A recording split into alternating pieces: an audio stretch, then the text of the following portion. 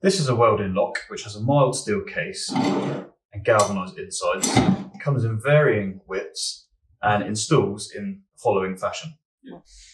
The fabricator will remove the insides of the lock, cut a section out of the frame of the gate, weld in the mild steel case, galvanise and paint the frame, and as a final step, we will reinsert the insides back into the case.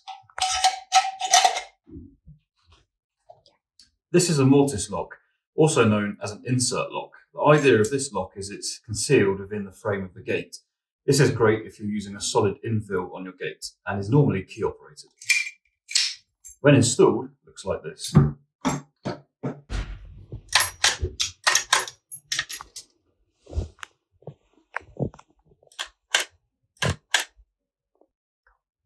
This is a bolt-on lock. These are installed traditionally by drilling 3 holes through the frame of the gate and bolting the lock straight to the metal gate frame. When installed, it operates similarly to this.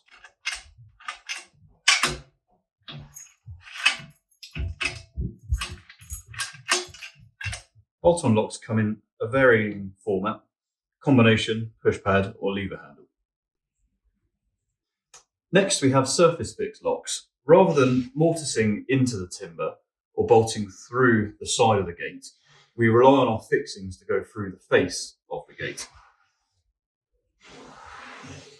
This is ideal for softwood and hardwood timber gates where you don't need to chisel.